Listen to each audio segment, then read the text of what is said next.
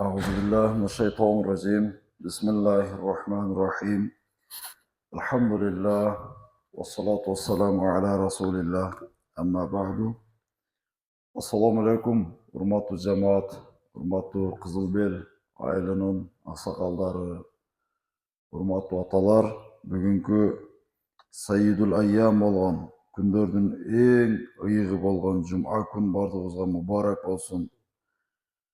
Бүгүнкү күн берекелүү күндөрдөн болсун. Бүгүнкү күн бардыгыбыздын күнөөлөрүбүз кечирилген, күнөөдөн тазаланган, ушундай жакшы күндөрдөн болсун. Аллах табарак ва таала ушундай ыйык күнгө жеткиргенине Кудайыма чексиз хамды сана шүгүрлөр болсун.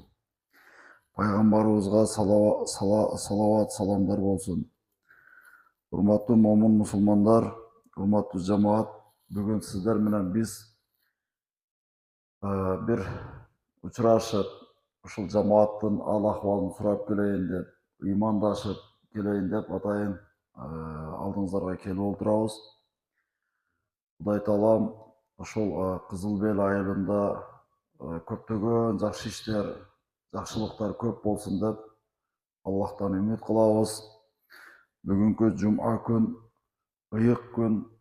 Бүгүн биз ушул өзүбүздүн муфтият тарабынан белгиленген, бекитилген тема боюнча сөз кылабыз. Албетте бүгүнкү тема аялдардын сапары деген, махрамсыз аялдардын сапарга чыгуусу туура эмес экендиги жөнүндө баян кылып, ушул тема төгөрөгүндө сөз кылып беребиз. Биз эми бул темалардан алыстай албайбыз. Бизге кандай муфтият бүгүнкү күндө теманы берген болсо, ошол теманын төгөрөгүндө гана сүйлөгөнгө, масала кылганга, баян кылганга биз милдеттүүбүз. Урматтуу жамаат, пайгамбарыбыздын дооруда албетте биздин жашообуз пайгамбарыбыздан үлгү алышыбыз керек. Пайгамбар кантип жашаган болсо, биз ошондой жашаганга аракет кылышыбыз керек. Пайгамбарыбыздын амалдары жөнүндө кээ бир сахабалар келип пайгамбарыбыздын аялдарынан сурашат, кандай амалдарды кылат. Анан пайгамбарыбыздын аялдары жооп берет, намаз окуйт, орозо тутат, зикир кылат, башка көптөгөн нерселерди айтканда, анан бул сахабалардын анча-мынчасы ушул сөздү айткан экен. Демек, мен пайгамбарчалык ибадат кылбай атыптырмын анда.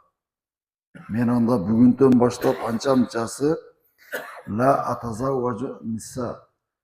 Бойдоктору мен үйлөнбөймүн. Үйлөнгөндү токтотом, үйлөнбөйм. Анткени үйлөнө турган болсом, пайгамбардай ибадат кыла албай калат окшойт. Намаз окуганга убактым жок болуп калат экен деп.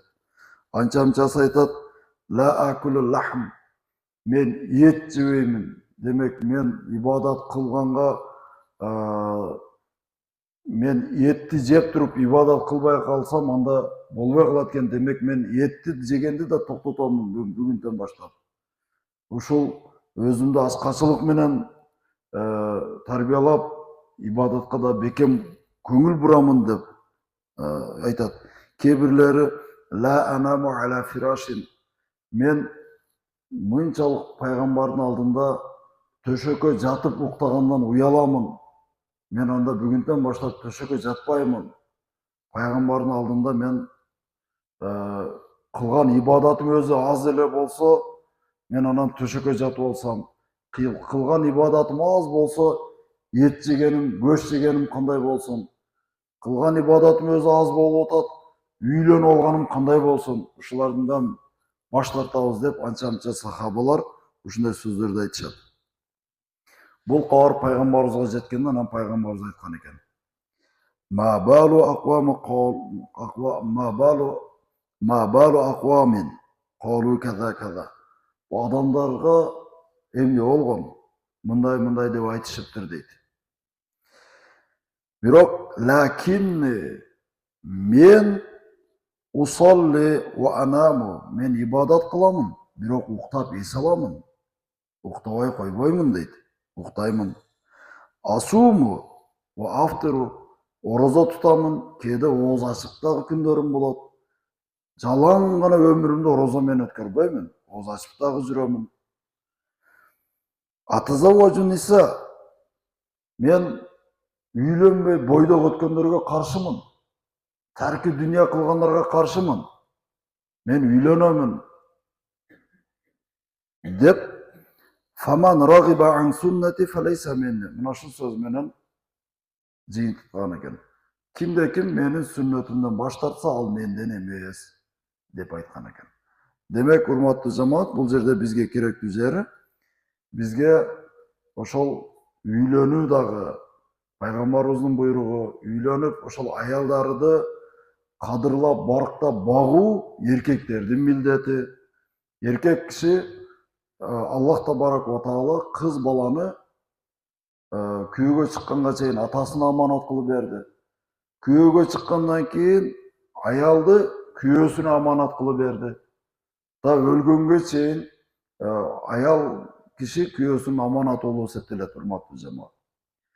Аял кишиге никеге чыгып атканда дагы, никеге туруп күйөөгө чыгып атканда дагы аял кишинин эң биринчи ыраазылыгы суралат. Сен ыраазысыңбы паланчы кишиге, тустанчы кишиге күйөөгө чыкканга? Ооба, ыраазымын десе, анан күйөөсү, берки эркек макул кабыл алдым десе, анан кийин нике байланат. Жок, бирок аял киши наразы болсо, чыкпаймын десе, каршылыгын көрсөтсө, никеге өтпөйт, нике жараксыз болуп эсептелет. Нике байланбайт деген сөз да, бир сөз менен айтканда. Ошон үчүн аялдардын динибизде өтө орду терең. Пайгамбарыбыздын башка хадисинде "Ал-джаннату тахта aqdamil ummahat", 5 энелердин кадам астында дейт.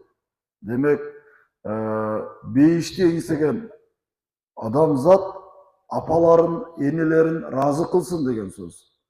Энесин разы кылып батасын алган адам 5тик адам деген сөз бул. Ошон үчүн динибизде аял кишилердин, энелердин, апалардын орду өтө терең.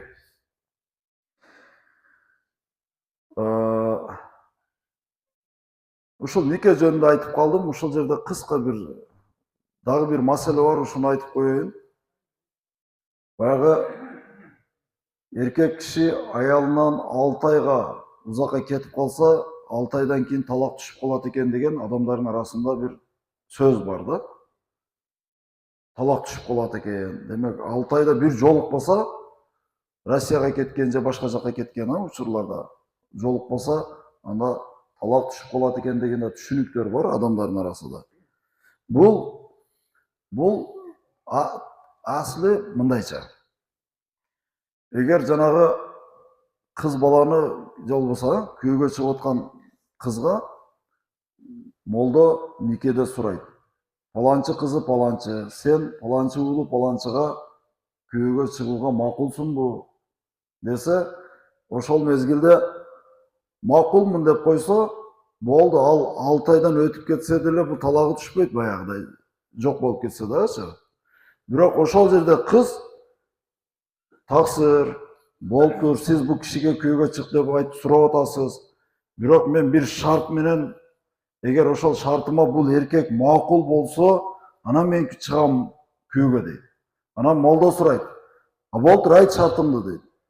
Ал шартым мени 6 айдан көпкө таштап кетпесе, мен макулмун күйөөгө чыкканга бул кишиге дейт, жигитке дейт.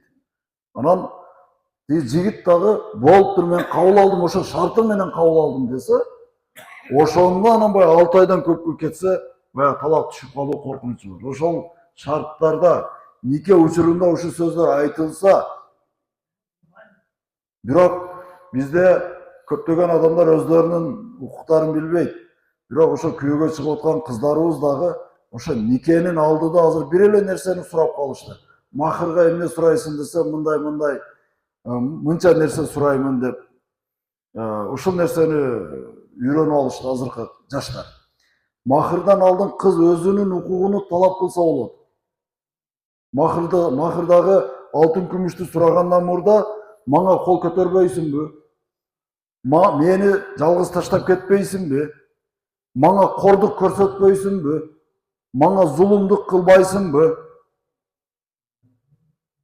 Мына шу нәрселерді қойып тұрып, жоқ, ұшы нәрсені қылбайым десең, мен саңа күйеуге шыққанға мақұлдығымды берем десе, жақсы болмақ та. Мақырда эмне сурайсың сен? Машина сурайым, үй сурайым, мета сурайым деп атат.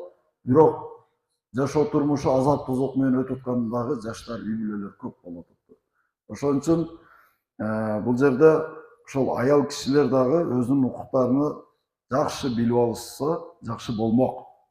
Пайгамбарыбыздын да бир хадиси бар экен. Фитнатур раджул фи ахли ва малихи ва нафсихи ва валадихи ва жарихи. Киши бала чакасы менен сыналат, аялы менен сыналат. Кээде кишинин аялы жакшы чыкпай калат, кээде кишинин баласы жакшы чыкпай калат, үй бүлөсүн, атасын кыйнайт. Мал мүлкү менен сыналат, кошунасы менен сыналат. Кыскасы булар бардыгы сыноо жашоо. Бул дүйнө сыноо жашоо. Бирөө жашап атат, жалаң гана баласынын айынан башын жер каратып, баласы дайым айырын төгүп, ошо сенин балаң же паланчынын баласы ушинтиптир деп деген сөздү уккан сайын атасы башын жерге кылып, өзүн күнөөкөр сезип жашайт. Бул сыноо жашоо. Кээ бирөөлөрдүн аялы, кээ бирөөлөрдүн балдары, кээ бирөөлөрдүн кошуналары, демек бул сыноо, ушундай сыноо жашоо дейт. Бирок, урматтуу жамаат, кандай жашоо болсо дагы биз момун мусулмандар сабырдуулукту карманабыз. Алладан деп дилебиз, Кудайдан үмүт кылабыз, Кудайга дуа кылып суранабыз, о Аллахым, ушу бала болсо дагы инсап бергин, кошунама дагы инсап бергин, коңшуң көр болсо көзүңдү жумуп өт деген жакшы макалдар бар. Кошунаң жаман болсо көчүп гана кутуласың, башка эч. Бул макал лакаптар дагы ата бабаларыбыздан жөндөн жөн айтылган эмес. Демек, мындай учурларда биз эмне кылат экенбиз? Сабыр кылабыз. Бул сыноого Кудайга дуа гана кылат экенбиз. Мындай учурлардачы.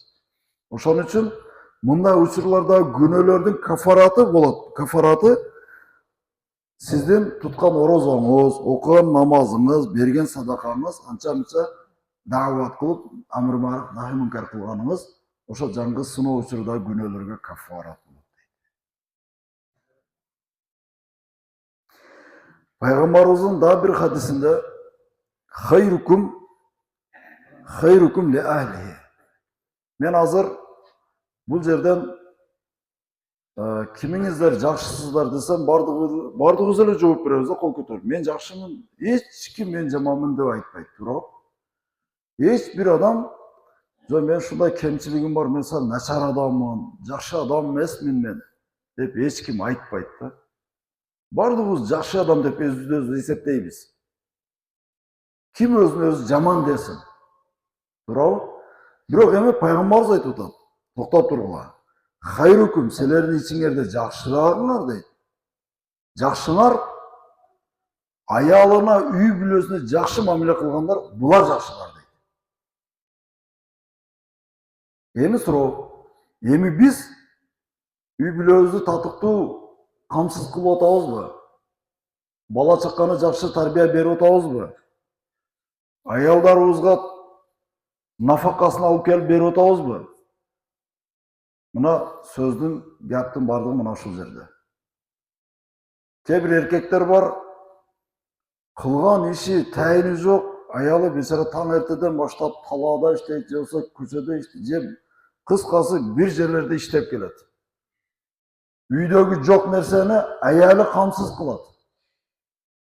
Үйдөгү камчылыктарды, балдардын кийимдерини аялы сатып алып берет. Мындай учурду, мындай үй бүлөнүн эркеги мен жакшымын дегенге акысы барбы? Мен жакшы эркекмин деп сүйлөгөнгө акысы барбы? Албетте акысы жок. Мындай эркек эч качан жакшы адам болуп эсептелбейт. Шариатта аял кишинин орду үйдө отурсун дейт. Үйдө отурсун. Аял киши бала чаканы камсыз кылып, кийимини кийгизип, базарга барып ун сатып алып келип, нан пиширип бериш, бул мындайча айтканда жок нерсени таап алып келиш, бул аялдын милдети эмес. Эркек таап алып келсин. Нанды пиширип бергенде аял кылып берсин. Кирлеп калган кийимди жууп берсин аял киши. Бирок сатып алып бергенди эркек киши кылсын. Бүгүнкү күндө тилекке каршы урматтуу жамаат, бул орундар алмашып калган үй бүлөлөр өтө көп. Колдору жоор болуп кеткен кээ тырнактары баягы иш кыла берип, ezilip кеткен аялдар толуп турат бүгүнкү күндө. Талаалап, ар кимдин колу да барып иштеп, ар кимдин кызматыны кылып, күнүгө 500 сом береби, 1000 сом береби, ушу 1000 сом берсе, 500 сом берсе, балама патинке сатып алсам, же болбосо кийим алып берсем деген энелер, апалар толуп турат бүгүнкү күндө. Ошол үй бүлөнүн эркеги, эркек десек болобу? Пайгамбарыбыз айтып атат, силердин жакшыраагыңар үй бүлөсүнө жакшы мамиле кылгандар деп. Бул аялыны көчөгө талаага чыгартып коюп, эркек үйдө эртеден кечке дам алып уктап, достору менен аш жеп жүргөн эркектерди булар жакшы адамдар деп айтканга болобу, болбойбу? Албетте болбойт. Булар жакшы адамдар эмес. Булар хаин, кыянатчылар. Мындай эркектер мунафыктар деп айтылат шариатта. Мойнуна жүктөлгөн аманатты милдетти аткарбагандыгы үчүн мунафык, хаин, кыянатчы эркектер деп аталат. Бирөөнүн колунда кул болсоң дагы, аялың үйдө отурсун, сен иштеп, сен тап. Сен камсыз кыл үй бүлөнү. Шариатыбыз мына ушул нерсеге чакырат, урматтуу жамаат. Бирөө айтат, мен өзүм күйөөм иштейт дейт, биз үйдөбүз дейт, бала чакабыз менен жүрөбүз дейт. Эптеп тапкан бир торпогубуз, сыйырыбыз бар эди, бир күн келди дагы, ушу сыйырды дагы сатабыз деди дейт. Сен сыйырды сатсаң, бул бала чака сүт эме кылып атпайбызбы? Жок, муну сатыш керек, мен дагы башка иш кылышым керек. Эч иши алдыга жылбайт дейт. Үйдөгү нерселердин баардыгын сатып жок кыла турган болдук дейт. Мен кимге барып кантип арызданышымды билбейм деп өткөндө бир эже келиптир. Каяка жумшап атат, эмне кылып атат билбейм мен күйөөмдү дейт. Бизге бирок шу күнгө чейин мына каптагы унду нан кылып жегиле деп бир кап нан алып келбеди дейт. Балдары менен талаада аякбакта иштеп кичине бир нерсе алып келсек, алып келген нерсени кайтып алып чыгып кетет дейт башка жакка дейт. Ошон үчүн мындай эркектер да карабызда жашап атат, урматтуу туугандар. Тилекке каршы мындай адамдар, мындай эркектерди биз эмне деп атайбыз? Мунафыктар дейбиз. Аллах Таала аманат кылып берген аялга, бала чакасына кыянат кылып аткан эркектер деп эсептейбиз. Ва ана хайрукум ля ахли. Бирок пайгамбарыбыз хадистин уланын сайын айтып атат. Бирок силердин ичиңерден дагы көбүрөөк үй бүлөсүндө бала чакасына жакшы мамиле кылган менмин дейт. Аялына баш ийип каптыр, аялынын тилинден чыкпай каптыр деген бир эл арасында мына бир суу кеспеген жакшы эмес сөздөр айтылат. Ошон үчүн биз баягы куру намыстын аркасынан зор берип күчүбүздү, башкабызды аялыбыздан чыгарып, аялды кордоо менен күн өткөрүп атабыз. Мындай кылбаш керек. Шариат бул нерсеге уруксат бербейт, туугандар. Тескерисинче, аял кишиге канчалык пайгамбарыбыз өзү камыр кылышчу экен аялыга.